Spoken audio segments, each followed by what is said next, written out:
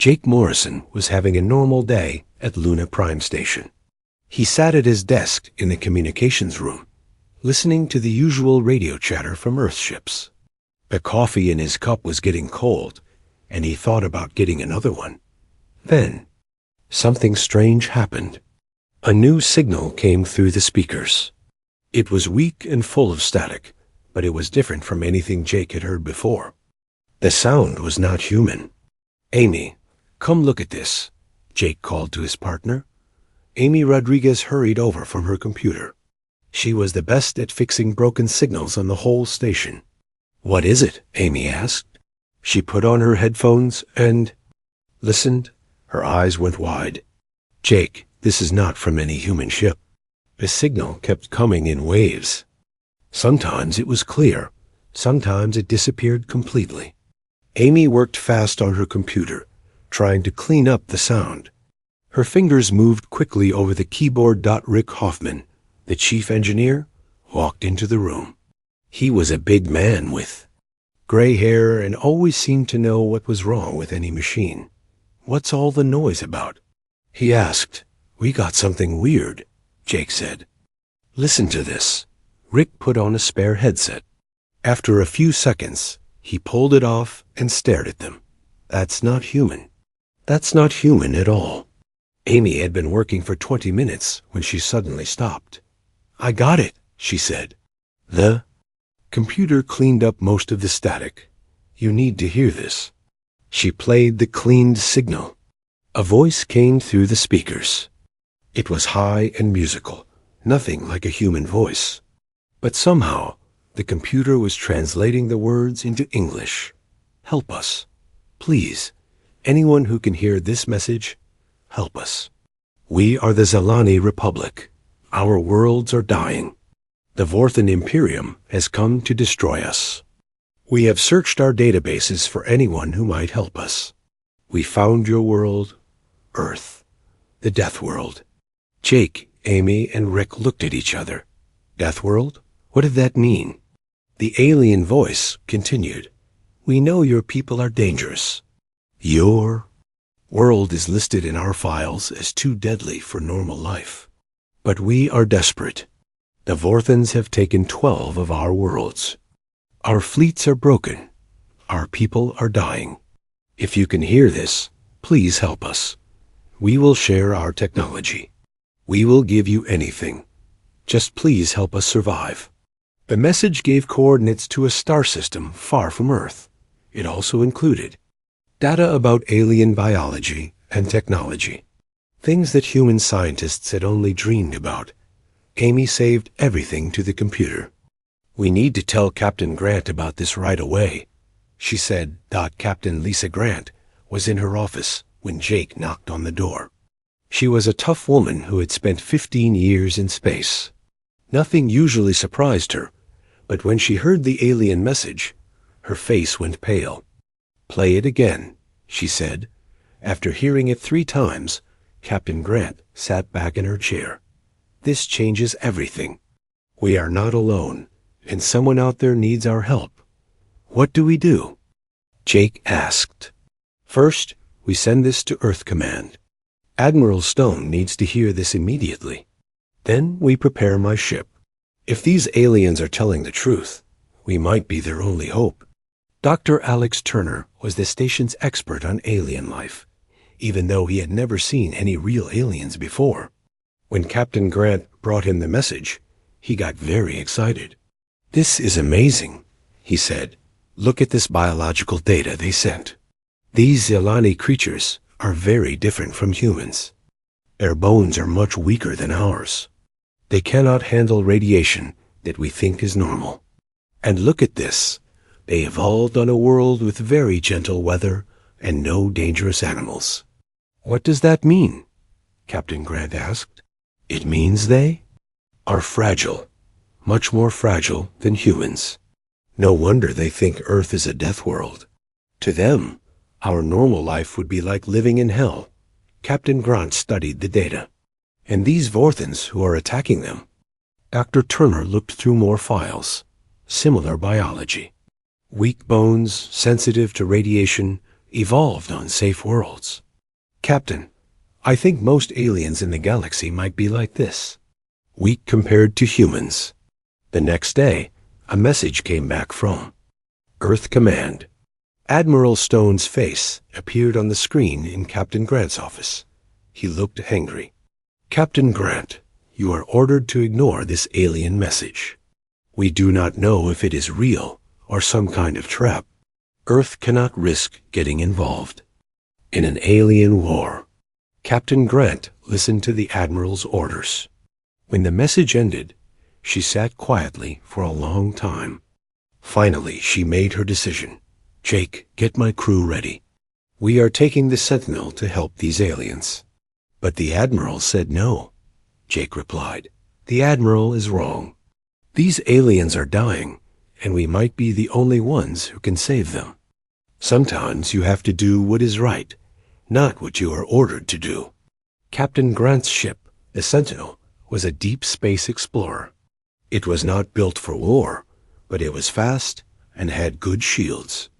Her crew included some of the best people in the human fleet. As they prepared to leave, Amy picked up another alien message. This one was much weaker than the first. Time is running out, the alien voice said. Our last stronghold will fall in 30 of our days. If help does not come soon, the Zelani Republic will be no more. Please, people of the Death World, if you received our message, please hurry. Captain Grant looked out at the stars. Somewhere out there, an entire civilization was dying. And somehow, they thought humans, the people from the dangerous Death World, were their only hope. Set course for the Zelani system, she ordered. Maximum speed. The Sentinel turned away from Earth and jumped into hyperspace. Behind them, Luna. Prime Station sent urgent messages to Earth Command, but Captain Grant had already made her choice. She was going to help, no matter what the cost. The Sentinel traveled through hyperspace for 6 days. Captain Grant spent most of that time in her cabin, thinking about what they would find. She had brought her best people with her, but she still worried it would not be enough. Marine Colonel Sam Davis was the toughest soldier on the ship. He had fought in 3 wars and never lost a battle. But he had never fought aliens before. Captain, he said during a meeting, we don't know what we're walking into. These Vorthans might be much stronger than us. Maybe, Captain Grant replied. But these Zelani think we are dangerous. They called Earth a death world. That must mean something. Nina Bell was the ship's weapons expert. She had studied every gun and missile humans had ever made. I've been looking at the data the aliens sent, she said. Their weapons use energy beams. Ours use bullets and explosives. Very different technology. Tony Clark, the navigation officer, had been studying the star charts the aliens sent. Captain, I found the Zelani system. But there's something else. I'm picking up huge energy readings. There are a lot of big ships there. Dr. Turner had been working with the alien data for days without much sleep. I've learned more about Zelani biology, he said. They are even more fragile than I first thought. Their heart rate is much slower than ours. They need very specific air to breathe. And get this, they have never seen a world with more than 1 moon. Earth's weather would kill them in hours. Ambassador Patricia Hayes was the only diplomat on the ship. She had joined the mission at the last minute when Captain Grant decided they needed someone to talk to the aliens. If we are going to help them, we need to understand their culture, she said. We can't just shoot our way to peace. When the Sentinel dropped out of hyperspace at the edge of the Zelani system, everyone on the bridge went quiet. Space was full of massive alien ships. Some were sleek and beautiful. Those were Zelani ships. Others were dark and covered in weapons. Those were clearly Vorthan warships. My God, whispered Tony Clark. There must be 100 ships out there. The Zelani. Homeworld was visible on the main screen. Half of it was glowing with fires. Entire cities looked like they were burning. The beautiful blue and green world was turning brown and gray. Incoming message, Amy Rodriguez announced. She had come with them to handle communications. It's from one of the Zelani ships. The message came through in that same musical alien voice they had heard in the original distress call. But this time, there was surprise and fear in the tone. Unknown ship from the Death World. This is Commander Thekval of the Zelani Defense Fleet. We ... We did not expect you to actually come. Please identify yourselves. Captain Grant took a deep breath. This was the moment that would change everything. Commander Thekval, this is Captain Lisa Grant of the Earthship Sentinel. We received your distress call. We are here to help. There was a long silence. Then the alien voice came back, and it sounded like it was crying. You came. You actually came. Captain Grant, we are so grateful, but also, we are afraid. Your people are from a death world. We do not know what to expect. We are not here to hurt you, Captain Grant said. We are here to help you fight the Vorthans. Please, can you come aboard our command ship? We need to talk about what happens next. But Captain, we must warn you. Our air is different from yours. Our gravity is much lighter. Our world might be dangerous for your people. Doctor. Turner smiled when he heard this. Captain, they're worried about their world being dangerous to us. They have no idea.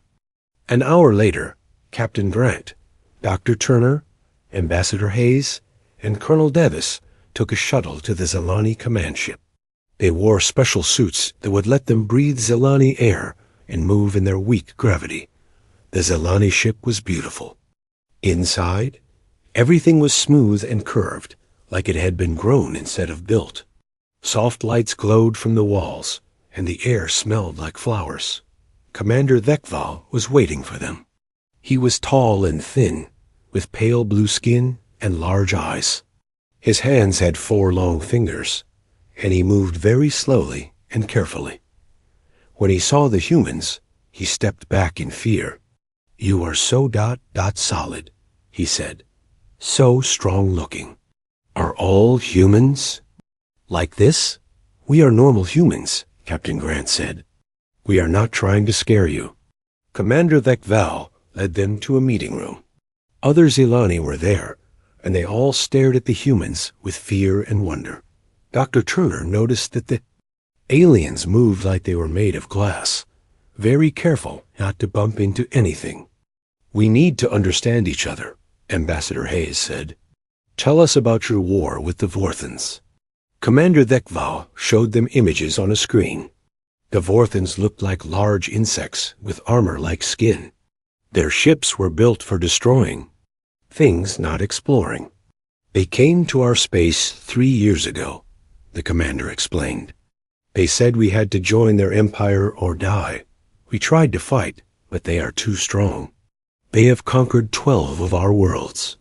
This is our last planet. How? Do they fight? Colonel Davis asked. They use energy weapons that can destroy our ships from very far away. Their soldiers wear heavy armor and carry weapons that can cut through our defenses. When they land on a planet, they kill everyone who fights back. Dr. Turner looked at the images of Vorthan soldiers. They looked tough, but I noticed something. They move slowly like you do. I think they are also from safe worlds. Safe worlds? Commander Thekval asked. Worlds without danger, Dr. Turner explained. Worlds where the weather is always nice, where there are no dangerous animals, where nothing bad happens. Earth is different. Earth tries to kill us every day. The Zelani commander did not understand. How can a world try to kill you? Captain Grant started explaining. Our world has storms that can destroy cities. We have earthquakes that can split the ground open. We have animals that hunt us for food. We have diseases that can kill millions of people. We have had ice ages and floods and volcanoes. The Zelani in the room looked horrified. One of them made a sound like a whimper. "And you survived all this?" Commander Thekval asked. "We didn't just survive," Colonel Davis said with a grin. "We got stronger. Every challenge made us tougher. Every danger taught us how to fight better." Ambassador Hayes pulled out a small device. "This is a human weapon," she said. It was just a simple pistol, but when the Zilani saw it, they moved away in fear. "We don't use energy beams. We use small pieces of metal that move very fast. They are simple but very effective." Commander Thekval was starting to understand. "You think ... You think you can fight the Vorthans?" "We think we can try," Captain Grant said. "But we need something from you in return. We need your technology. Your ships are faster than ours.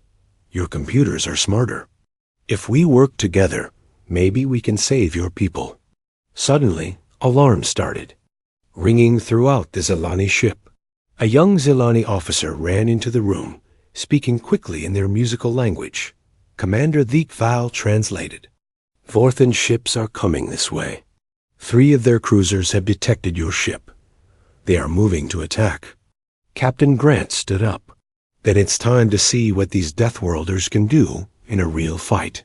Colonel Davis was already checking his weapons. Finally, some action. As they hurried back to their shuttle, Dr. Turner noticed something.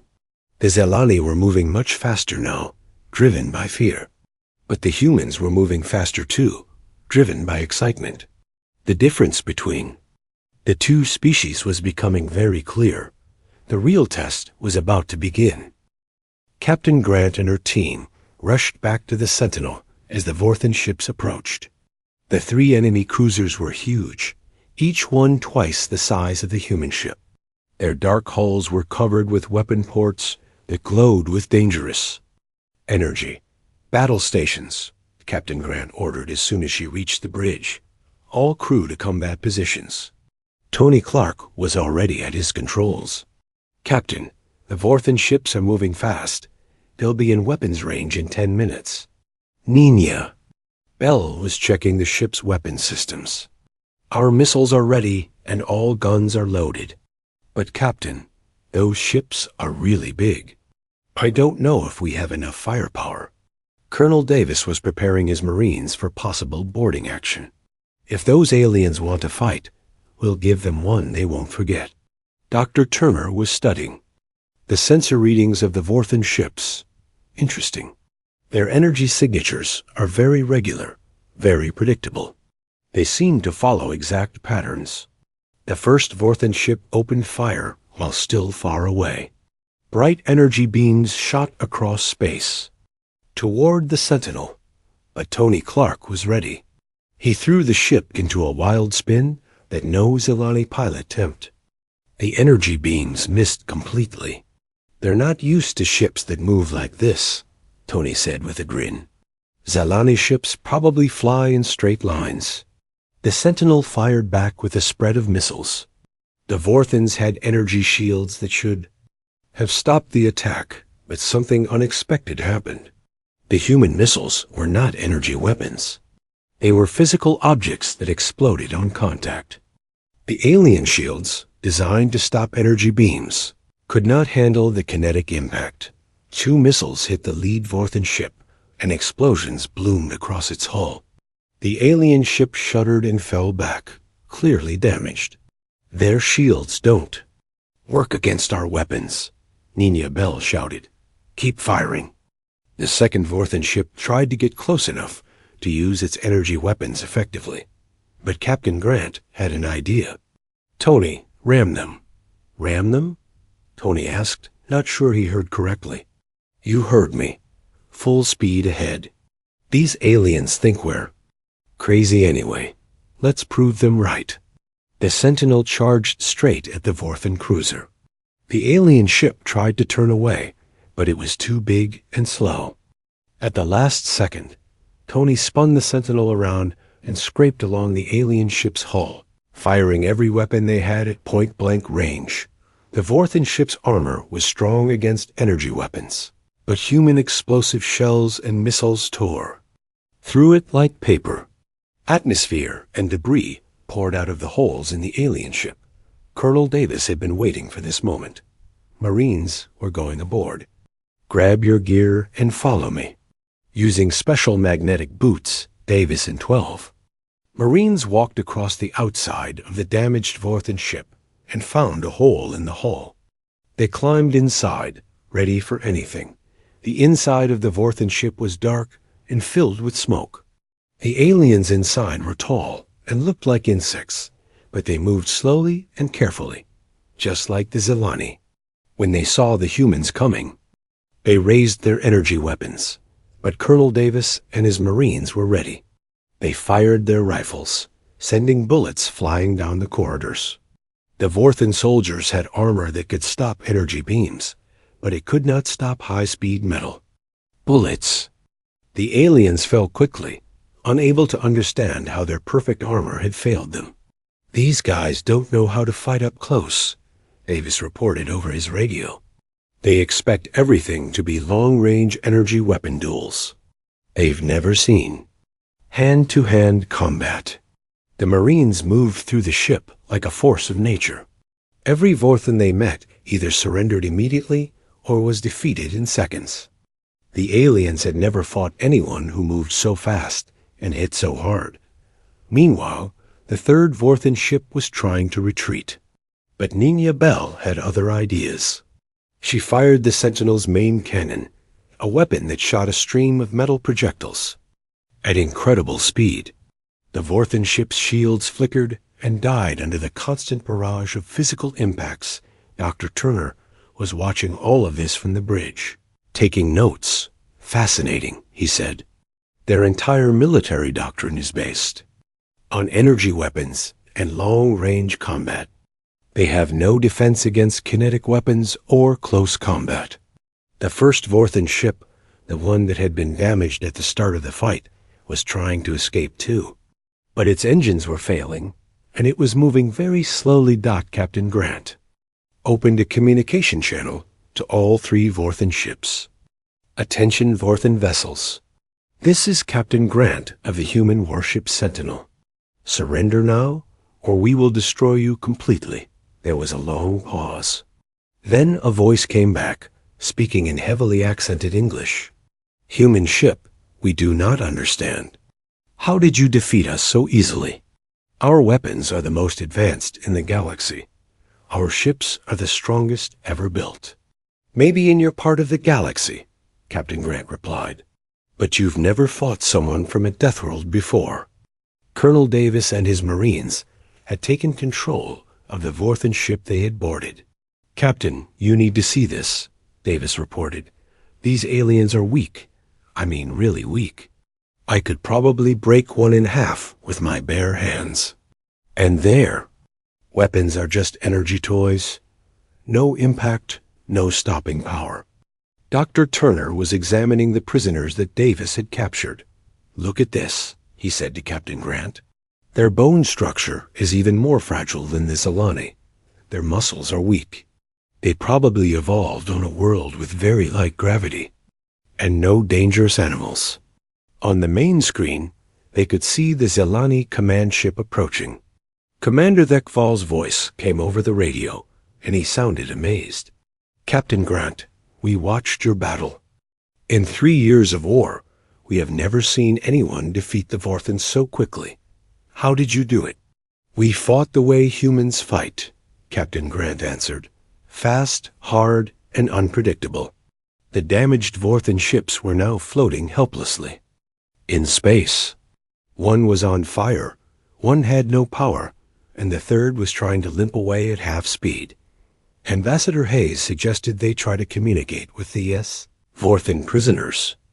We need to understand their empire, she said. Maybe we can convince them to leave the Zelani alone.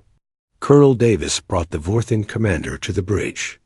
The alien was tall and intimidating to look at, but it moved carefully and seemed afraid of the humans. When it spoke, its voice was high and nervous.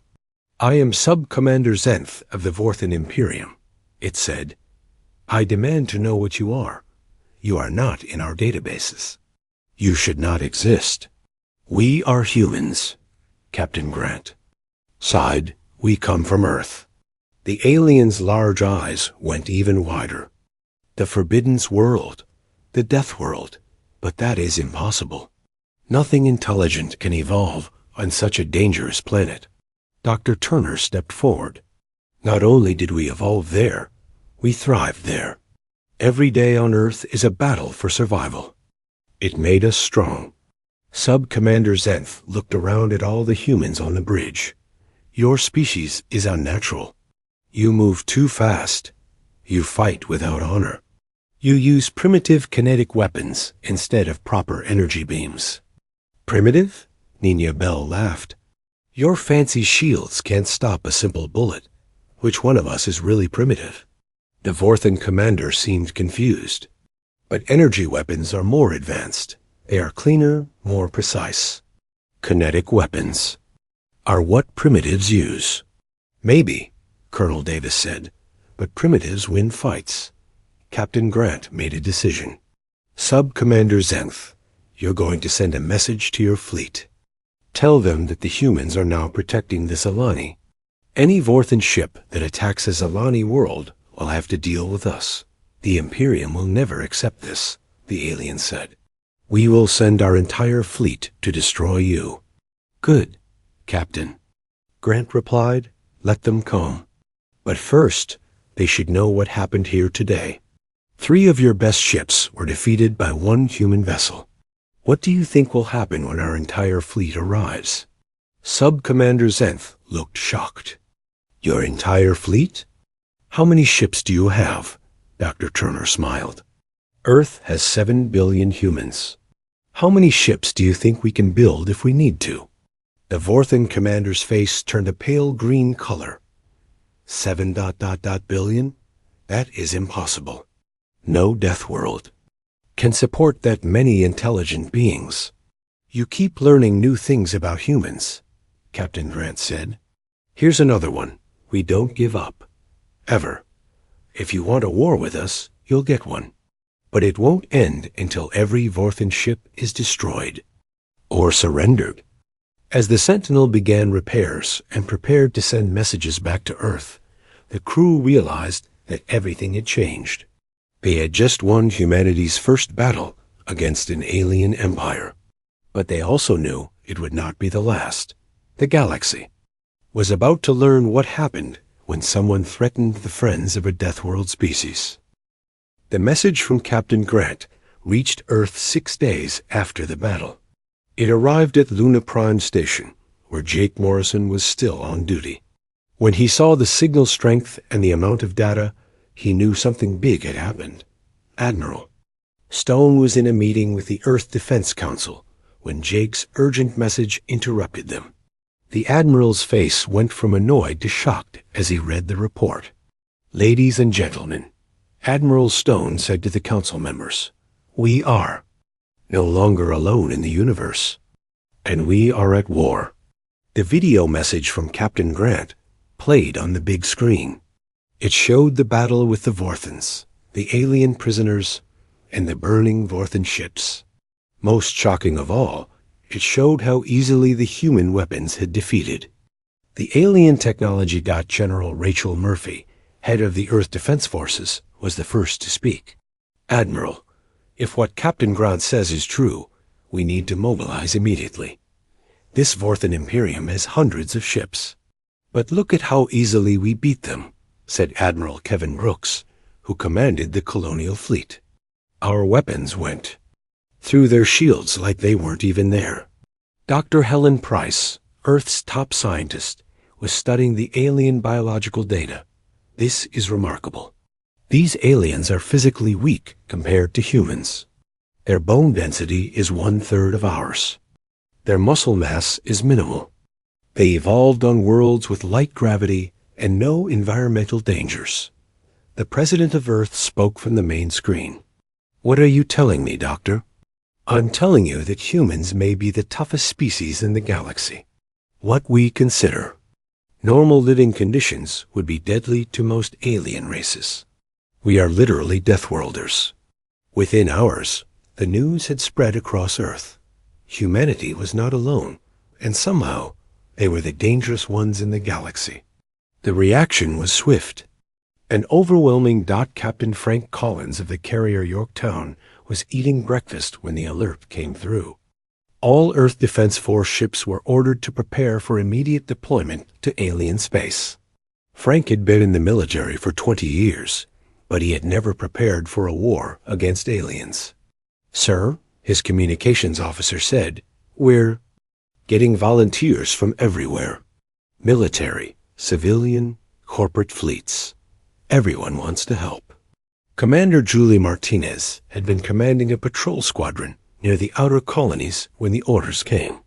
Her 5 ships were small and fast, built for chasing pirates and smugglers. Now they were being asked to fight in an interstellar war. "Ma'am," her weapons officer reported, "Earth Command is sending us new weapons. Kinetic cannons, missile pods, and something called Deathworld Special Ammunition." Back on Earth, the mobilization was unlike anything in human history. Every shipyard was working around the clock.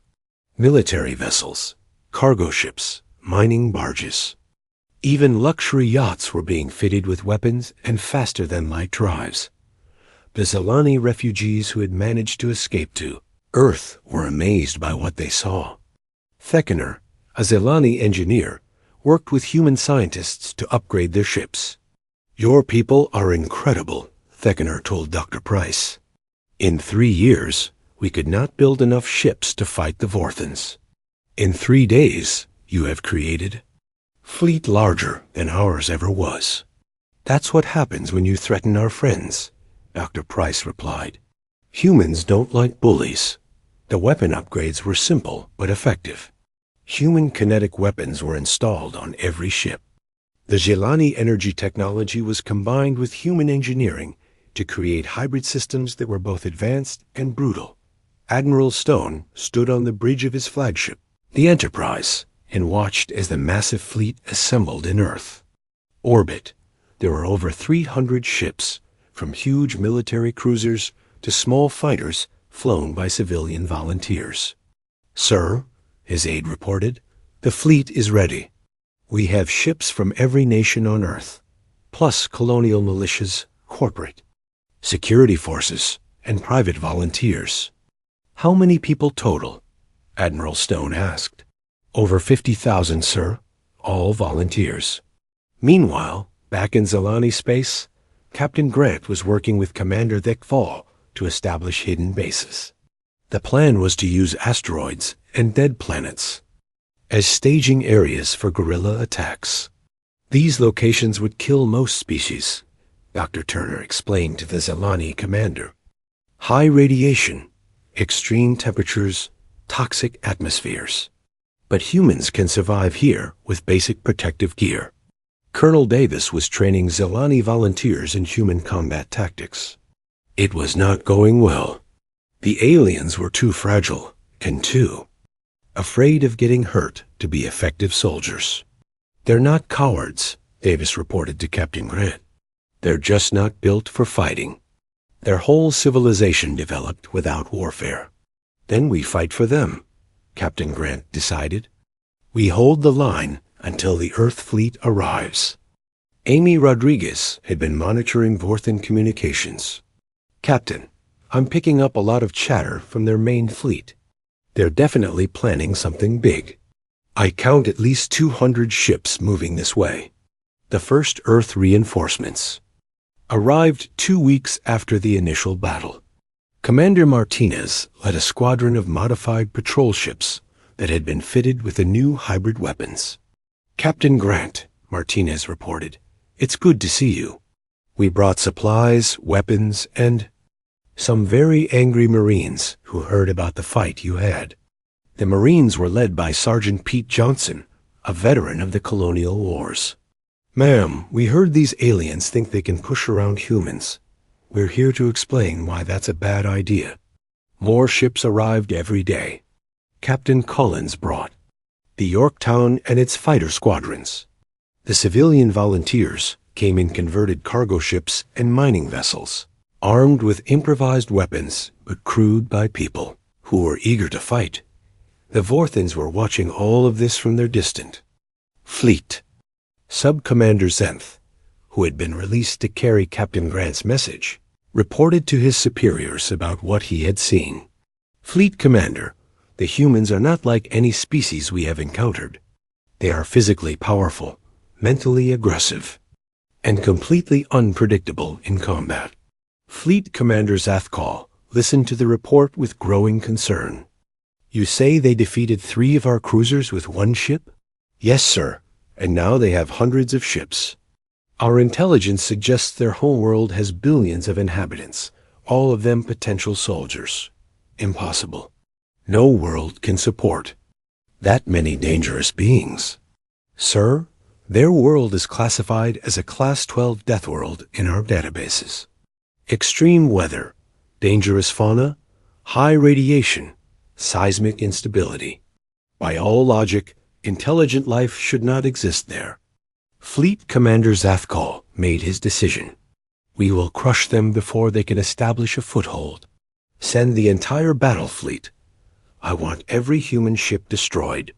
Back at the hidden asteroid base, Captain Grant received word that the main Vorthan fleet was approaching. Over 400 ships, including massive battleships that dwarfed anything the humans had. Admiral Stone is still 3 days away, Tony Clark reported. We're going to have to hold them off with what we have. Captain Grant looked around at her mixed fleet of human and Zelani ships. They were outnumbered 4-1, and the enemy had bigger guns. But she had something the Vorthans didn't understand. All ships, this is Captain Grant.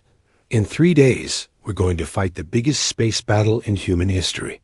The enemy thinks they can intimidate us with their numbers.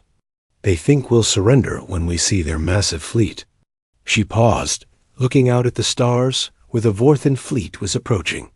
They're about to learn why you don't mess with Deathworlders. Captain Collins, listening from the Yorktown, smiled grimly. All fighters, prepare for launch. Let's show these aliens how humans really fight. Commander Martinez checked her weapons one more time. All ships, load special ammunition. Today, we make history. The stage was set for the largest battle the galaxy had ever seen. On one side, the largest fleet the Vorthan Imperium had ever assembled. On the other, humans from a death world who had never learned how to surrender. The galaxy was about to witness what happened when an unstoppable force met an immovable object. The Vorthan fleet arrived at the Zelani system like a dark cloud. 437 ships, led by Fleet Commander Zathkal's massive flagship, the Destroyer of Worlds. The ship was 3 kilometers long and carried enough firepower to crack a planet. Captain Grant watched from her command post on the asteroid base as the enemy fleet spread out across the system. They're trying to surround us, she reported to her ships. Don't let them box us in. The human fleet was much smaller, but spread out in small groups among the asteroids and dead planets. They had learned to use the dangerous environment as cover, hiding in radiation fields and asteroid belts that would kill most alien crews. Admiral Stone's main fleet was still 2 days away, but the advanced scouts had arrived.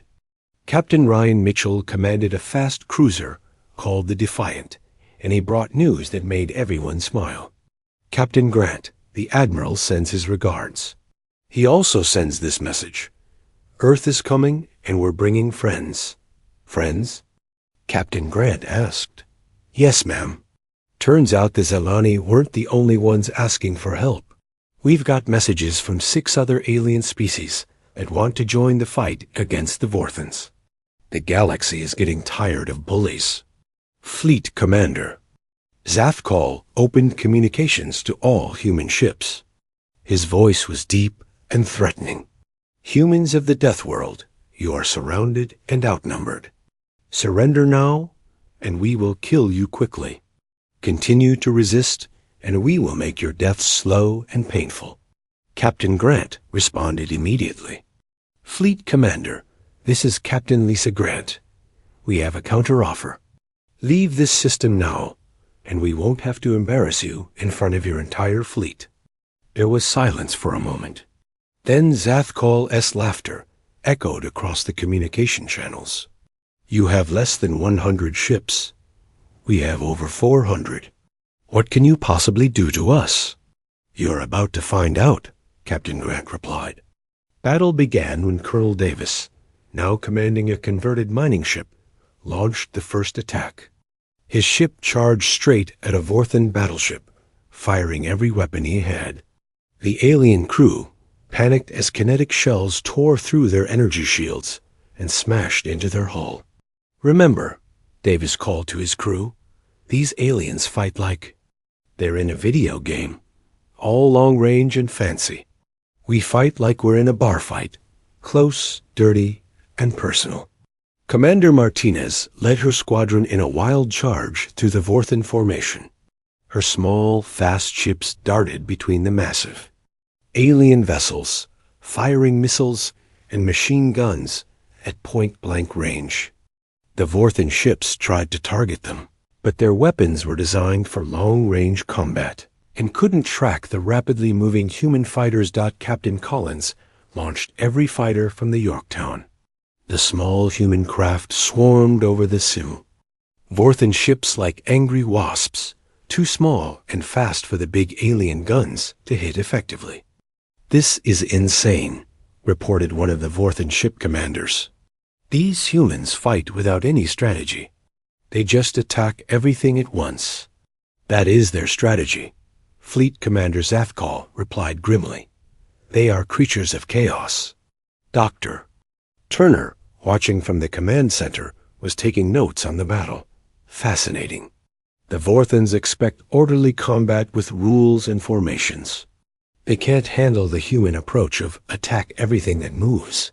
The tide of battle began to turn when Sergeant Johnson and his Marines boarded a Vorthan cruiser.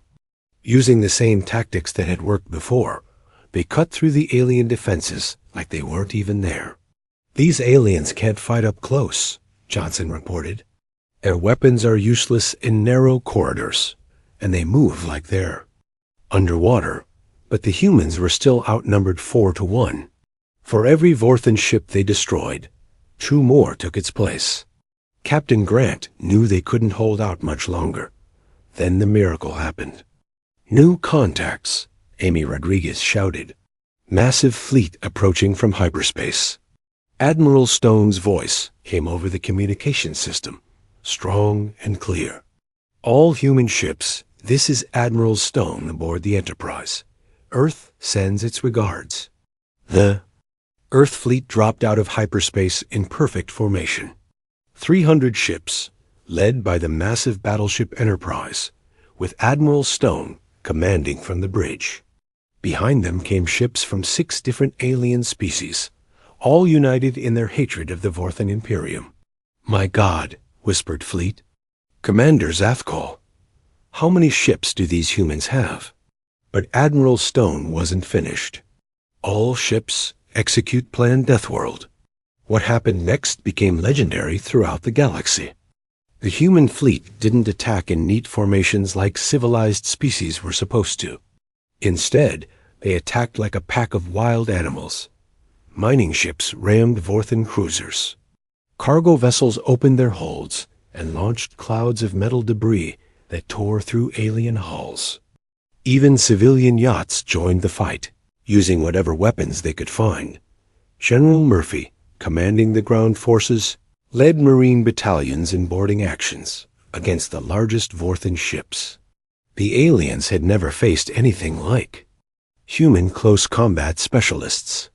"They don't understand hand-to-hand fighting," Murphy reported. "They expect everything to be done with energy weapons at a distance. When we get close, they just panic." The alien allies were amazed by what they saw. The Kethron, a species that had been fighting the Vorthans for 50 years, watched in wonder as humans did in minutes what had taken them decades to accomplish. "These Deathworlders are incredible," the Kethron commander reported. They fight like the planet itself is trying to kill them. Fleet Commander Zathkal tried to rally his forces, but it was too late. Human ships were everywhere, moving in patterns. That made no sense to alien military doctrine. They used asteroids as weapons, radiation fields as cover, and gravity wells as slingshots. Captain Mitchell, aboard the Defiant, had a special mission. Dr. Turner had figured out how to hack into Vorthan communication systems, and Mitchell was broadcasting a message to every Vorthan ship in the fleet. "Attention Vorthan Imperium," the message said. "This is humanity speaking. You picked a fight with the wrong species. We are from a world that has been trying to kill us for millions of years. We are not afraid of you." The message continued. "Every world you have conquered, every species you have enslaved, they are all under human protection now. If you attack them, you attack us. And we have 7 billion more humans where these came from." The effect was immediate. Vorthan ships began surrendering all across the battle zone. Their crews had never faced an enemy that seemed to enjoy fighting. As much as humans did, Fleet Commander Zathkal made one last desperate attempt. He ordered his flagship to ram the Enterprise, hoping to kill Admiral Stone and break human morale, but Admiral Stone was ready. "All batteries, target their command. Ship, let's show them what a real Deathworld weapon looks like." The Enterprise fired every gun it had. The Vorthan flagship, designed to fight energy weapons, was completely unprepared for the storm of kinetic projectiles that hit it. The ship broke apart under the assault, and Fleet Commander Zathkal was forced to abandon ship. The battle was over. Of the 437 Vorthan ships that had entered the system, less than 50 escaped. The rest were either destroyed or surrendered. Admiral Stone stood on the bridge of the Enterprise as the last Vorthan ships retreated. Around him, the combined human and alien fleet had won the greatest victory in galactic history. "Captain Grant," the Admiral said over the communication system, "you started something amazing here. The galaxy will never be the same." "Sir," Captain Grant replied, "I think that's the point." 3 months later, representatives from dozens of alien species gathered on Earth to sign the Galactic Protection Treaty. For the first time in history, there was an alliance dedicated to protecting weak species from strong ones. Ambassador Hayes, now promoted to Secretary of Galactic Affairs, stood with Admiral Stone and Commander Thekval as they signed the treaty. The Zelani commander had recovered from his injuries and now served as the first alien officer in the human fleet. "The Vorthan Imperium has agreed to free all conquered worlds," Ambassador Hayes announced. "In return, humanity promises to protect any species that asks for help." Dr. Turner, now head of the Galactic Biology Institute, had made an amazing discovery. "We've analyzed over 40 alien species now," he reported. "Humans are unique in the galaxy. We are the only species that evolved on a truly dangerous world. Every other intelligent race comes from safe, stable planets. What does that mean?" Asked President Shun, Earth's first leader to deal with alien contact. "It means we are the guardians now," Dr. Turner replied. "The galaxy is full of peaceful, gentle species who never learned how to fight.